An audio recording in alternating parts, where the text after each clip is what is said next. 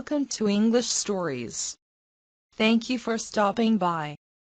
Don't forget to share our stories with your friends. Cinderella. Once upon a time, there was a gentleman who married for his second wife the proudest and most haughty woman there ever was. She had been married before and already had 2 daughters who were exactly like her in all things. He had likewise by his first wife a young daughter, but of unequalled goodness and sweetness of temper, which she took from her mother, who was the best creature in the world. This sweet little girl missed her mother, who had died. No sooner was the wedding ceremony over than the new wife began to show herself in her true colours. She could not bear the goodness of the gentleman's pretty girl, and especially as she made her own daughters appear the more horrid. She made her do the meanest jobs in the house. The girl scoured the dishes and tables, and scrubbed the stepmother's bathroom and those of her daughters. She slept in a little attic upon a wretched straw bed, while her sisters lay upon beds with the softest pillows in fine rooms, with floors covered with beautiful carpets, and walls on which hung looking-glasses so large that they might see themselves at their full length from head to foot. As she was doing this, they said to her, "Cinderella, would you not be glad to go to the ball?" "Alas," said she, "you only jeer me. It is not for a poor girl like me to go there." "You're quite right," replied they. "It would make the people laugh to see a cinder wench at a ball." Anyone but Cinderella would have dressed their heads all wrong, but she was very good and dressed them perfectly well. The step-sisters were almost 2 days without eating. So much were they thrilled and excited. They broke above 12 corsets in trying to be laced up tightly so that they might have a fine, slender shape, and they were continually at their looking-glass. At last the happy day came. They went to court, and Cinderella followed them with her eyes as long as she could, and when she had lost sight of them, she fell a-crying. Just then her fairy godmother, who used to watch over her secretly, saw her all in tears, and appeared at her side, and asked her what was the matter. I wish I could. She was not able to speak the rest, being interrupted by her tears and sobbing. This fairy godmother of hers said to her, "You wish you could go to the ball, is it not so?" "Yes," cried Cinderella with a great sigh. "Well," said her godmother, "be but a good girl, and I will see that you shall go to the ball." Then she took her into her secret room and said to her, "Run into the garden and bring me a pumpkin." Cinderella went immediately to gather the finest she could and brought it to her godmother, not being able to imagine how this pumpkin could make her go to the ball. Her godmother scooped out all the inside of the big vegetable, leaving nothing but the rind, which done, she struck it with her wand, and the pumpkin was instantly turned into a fine coach, gilded all over with gold. She then went to look into her mouse-trap, where she found 6 mice, all alive, and ordered Cinderella to lift up a little the trap-door.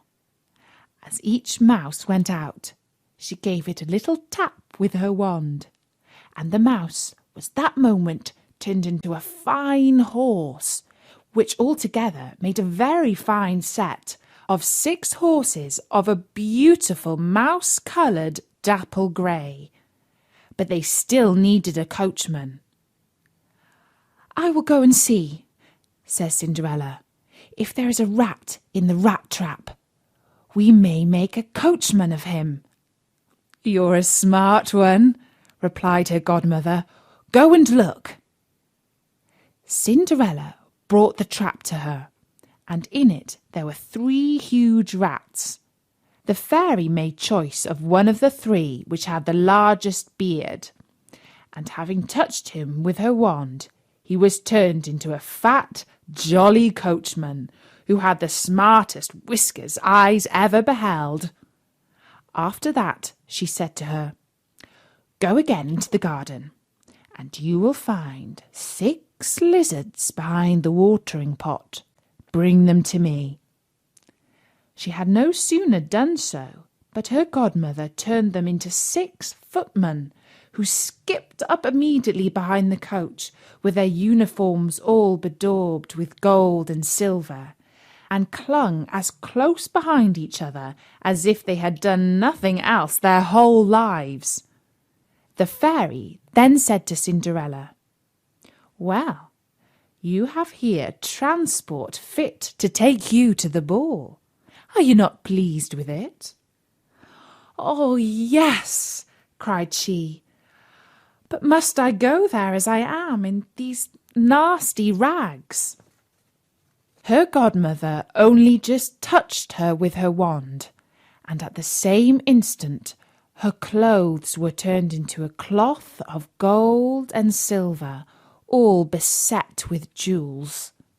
This done, she gave her a pair of glass slippers, the prettiest in the whole world. Being thus decked out, she got up into her coach, but her godmother, above all things, commanded her not to stay till after midnight, telling her at the same time that if she stayed 1 moment longer, the coach would be a pumpkin again, her horses mice, her coachman a rat, her footmen lizards, and her clothes become just as they were before. She promised her godmother she would not fail of leaving the ball before midnight. Then off she went to the ball, scarce able to contain herself for joy. The king's son, who was told that a great princess whom nobody knew was to come, ran out to receive her. He gave her his hand as she alighted out of the coach, and led her into the ball amongst all the company. There was immediately a profound silence. The dancing stopped, and the violins ceased to play. So attentive was everyone to contemplate the singular beauty of the unknown newcomer. Nothing was then heard but a confused noise of "Ah! Ha! How lovely she is! Ha! How lovely she is!" The king himself, old as he was, could not help watching her, and telling the queen softly that it was a long time since he had seen so beautiful and lovely a creature. All the ladies were busied in considering her clothes and headdress, that they might have some made the next day after in the same pattern, provided they could find such fine material and as able hands to make them. The king's son led her to the most honourable seat, and afterward took her out to dance with him. She danced so very gracefully that they all the more and more admired her. A fine banquet was served up, of which the young prince ate not a morsel, so intently was he busied in gazing upon her. she went and sat down by her sisters, showing them 1,000 polite gestures, giving them part of the oranges and lemon blossoms which the prince had presented her with, which very much surprised them, for they did not recognise her. While Cinderella was thus amusing her sisters, she heard the clock strike 11 3/4, whereupon she immediately made a curtsy to the company and hasted away as fast as she could. When she got home, she ran to seek out her godmother, and after having thanked her, she said she could not but heartily wish she might go the next day to the ball, because the king's son had desired her to go. As she was eagerly telling her godmother whatever had passed at the ball, her 2 sisters knocked at the door, which Cinderella ran and opened. "How long you have stayed!" cried she, gaping, rubbing her eyes, and stretching herself as if she had been just waked out of her sleep. "If you had been at the ball," said one of her sisters, "you would not have been tired with it. There came the finest princess, the most beautiful ever was seen with mortal eyes. She was 1,000 times nice to us, and gave us oranges and lemon blossoms." Cinderella seemed very indifferent in the matter. Indeed, she asked them the name of that princess, but they told her they did not know it, and that the king's son was very uneasy on her account, and would give all the world to know who she was. At this, Cinderella, smiling, replied, "She must, then, be very beautiful indeed. How happy you have been! Could not I see her? Ah, dear Miss Charlotte, do lend me your yellow suit of clothes which you wear every day." "I," cried Miss Charlotte, "lend my clothes to such a dirty cinder wench as you? I should be a fool." Cinderella indeed expected well such an answer, and was very glad of the refusal, for she would have been sadly put to if her sister had lent her what she had asked for jokingly. The next day the 2 sisters were at the ball, and so was Cinderella, but dressed more magnificently than before.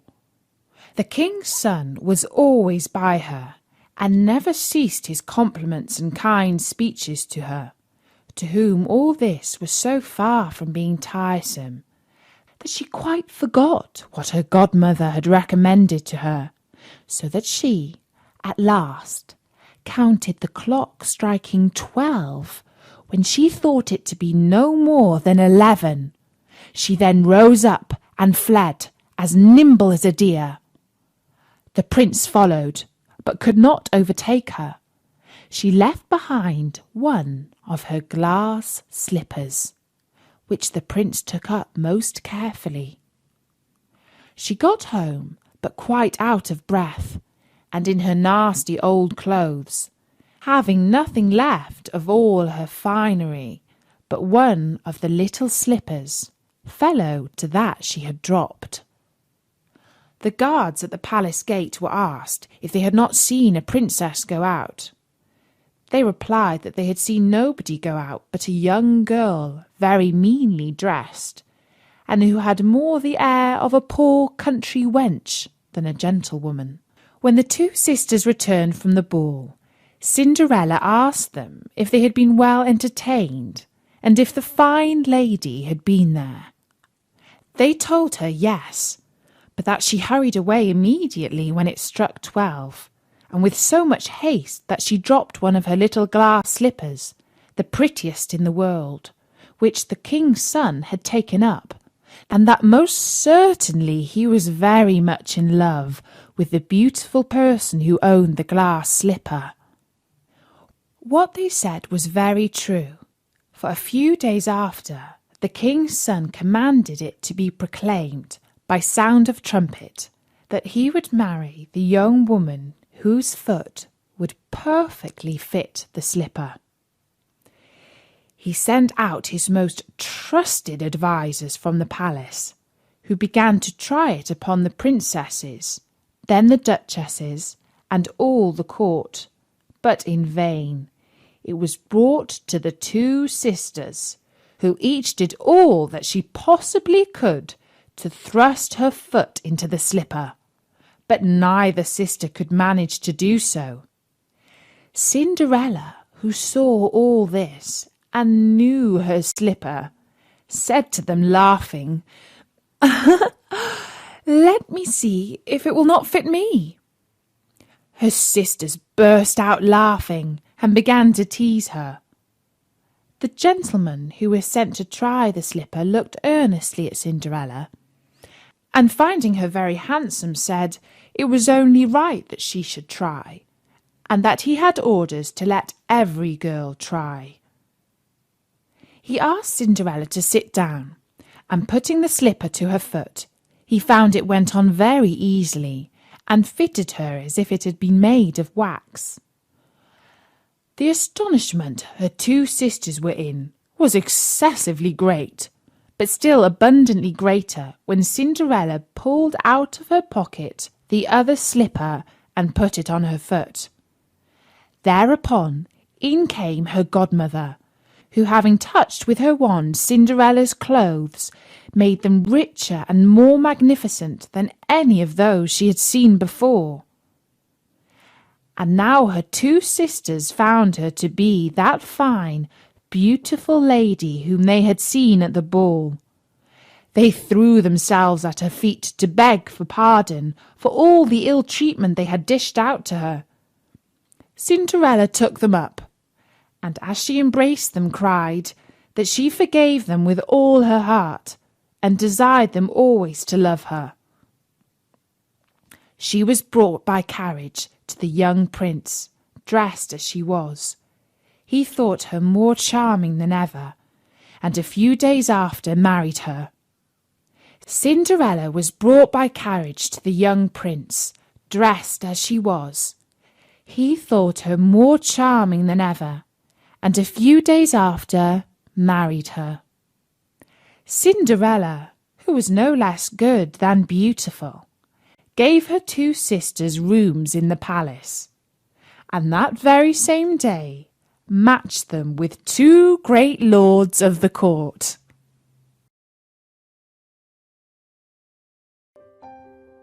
Continue your learning and listen to an English story.